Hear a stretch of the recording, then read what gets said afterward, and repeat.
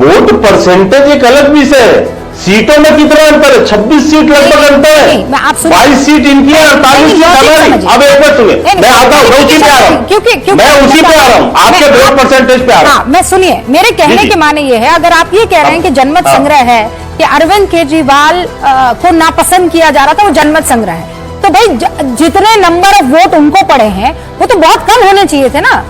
Percentage of vote उनको बहुत कम मिलना चाहिए था।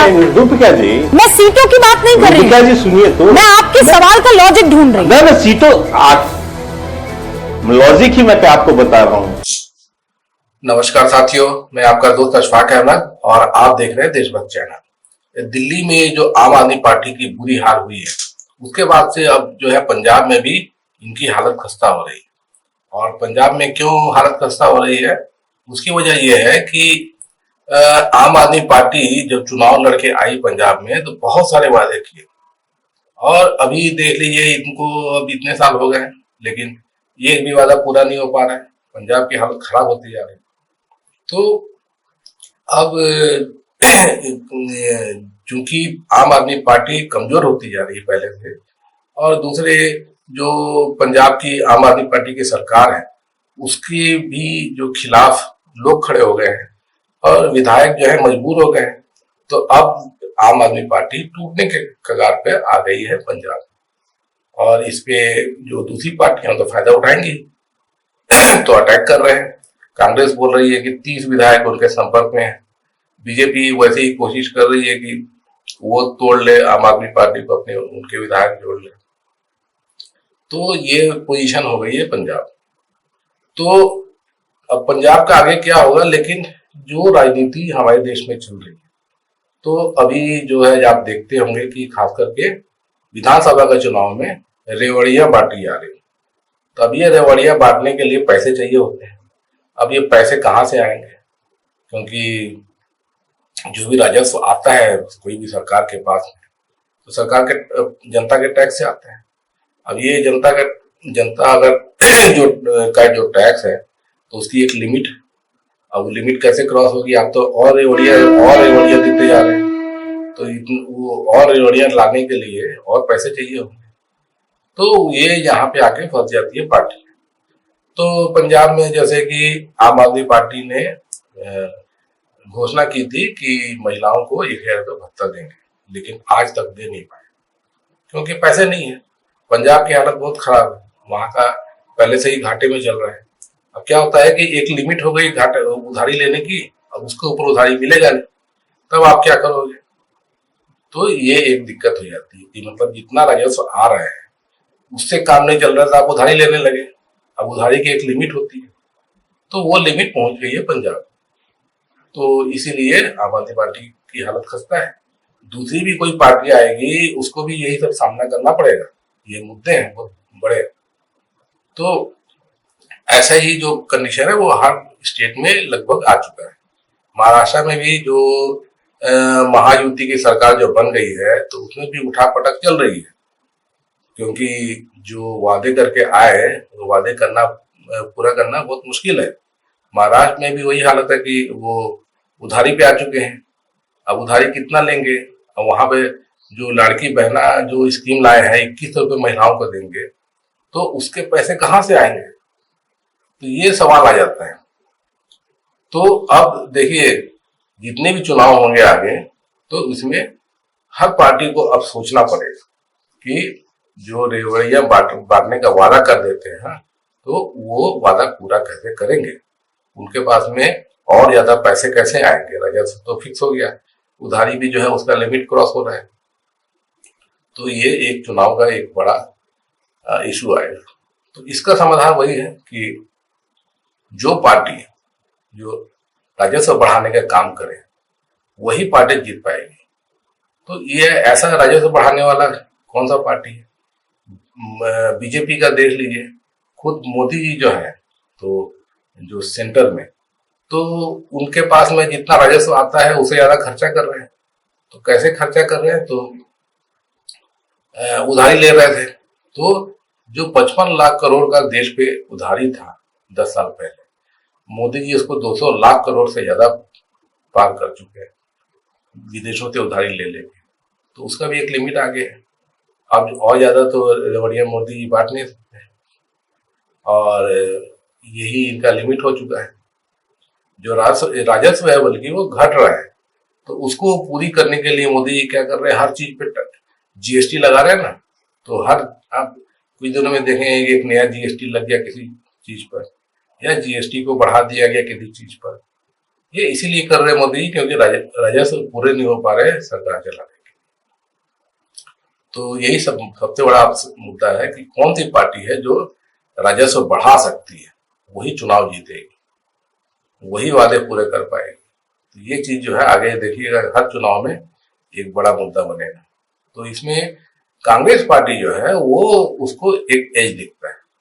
वजह क्या है कि कांग्रेस पार्टी जो है वो हमेशा विकास का काम करती है। तो यूपीए की सरकार आप देख लीजिए जो 10 साल चली 2004 से 2014, तो विकास किस तरीके से हुआ था।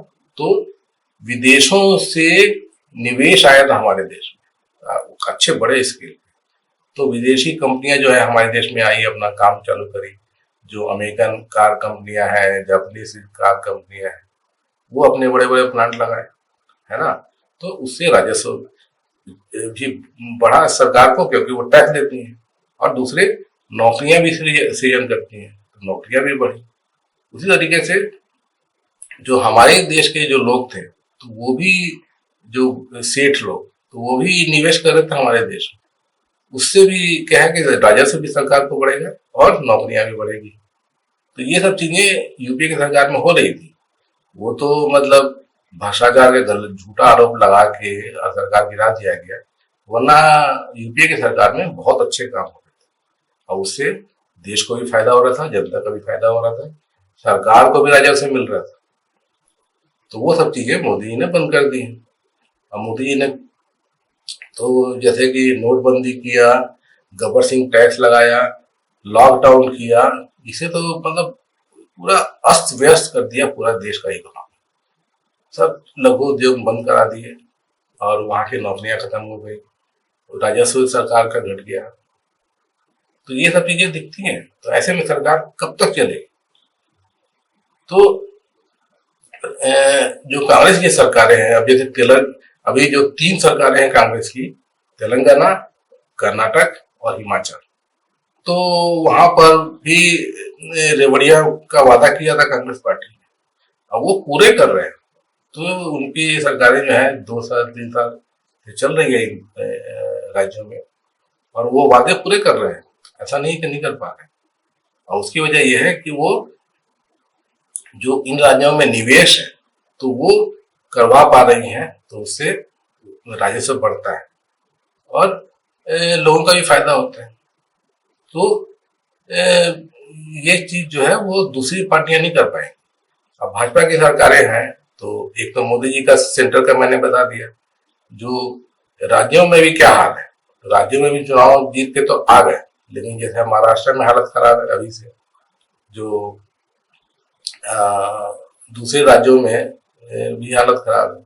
अब जैसे गुजरात ही ले लीजिए, गुजरात में भी जो है उधारी बहुत ज्यादा है, और जबकि मोदी जी जो है निवेश जो जितना भी मतलब दूसरे राज्यों में भी जो निवेश होने वाला है वो भी उठा के गुजरात में दे देते हैं चुनाव जीतने के लिए। जैसे कि आपने देखा था कि महाराष्ट्र के प्रोजेक्ट वो सब गुजरात में मोदी जी लेके आ गए थे गुजरात का चुनाव जीतने के लिए। उसके बावजूद गुजरात में लोगों की हालत खराब है। जो बड़े लोग हैं, बड़े सेठ लोग हैं, उनको तो कोई नुकसान नहीं है, उनको तो मोदी जी फायदा कराते हैं, लेकिन छोटे लोग की हालत खराब है वहां पे। तो जो गुजरात सरकार का जो राजस्व है उससे ज्यादा खर्चा हो रहा है, उधारी बहुत ज्यादा बढ़ गई है। गुजरात में कुछ नहीं तो भी 5 लाख करोड़ का उधारी है। वैसे ही दूसरे राज्यों में यही हालत है, क्योंकि वो उनके पास में राजस्व बढ़ाने के आइडिया नहीं, तो इसीलिए वो लॉन्ग टर्म में फंसेंगे। अभी जो है फिलहाल चुनाव जीत गए मोदी जी बहुत सारे राज्यों में, लेकिन उनके पास में उसका समाधान नहीं है वहां पे। अभी मणिपुर में देखिए क्या हुआ, मणिपुर में आग लगा के मोदी चुनाव तो जीत गए, लेकिन वो आग बुझी नहीं, और उसका परिणाम यह हुआ कि इतना जलता मणिपुर कि खुद अब जो लोग थे बीजेपी के और इनके जो समर्थक दल के थे वो इनके अगेंस्ट में आ गए। तो वहां के जो मुख्यमंत्री थे बीरेन्द्र सिंह, उनका त्यागपत्र नहीं लिया, और इतना जबकि प्रेशर में था कि उनको त्यागपत्र दिलाओ, एकदम निकम्मे हैं, उन्होंने कुछ काम नहीं किया और कुछ काम नहीं कर पाएंगे। तो अब ये स्थिति हो गई कि अभी जैसे कि विधानसभा का सत्र होने वाला था, तो वहां पे अगर सत्र होगा तो खुद ही इनके पार्टी जो है इनके अगेंस्ट में वोट दे देगी और सरकार गिर जाएगी। तब जाके मजबूरी में अभी 2 दिन पहले वीरेंद्र सिंह से त्यागपत्र लिया गया। ये हालत है मणिपुर का। तो बीजेपी जो है वो इसी तरीके से चलती है, और ये क्या है, ले दे के इस तरह वो चुनाव जीत जाओ और उसके बाद में ले दे के सरकार चलाओ, समाधान कोई भी समाधान नहीं कर सकते। ये चीज दिखता है, और यही चीज जो है लॉन्ग टर्म में भाजपा को नुकसान करेगा। तो ये आप देखते जाइए।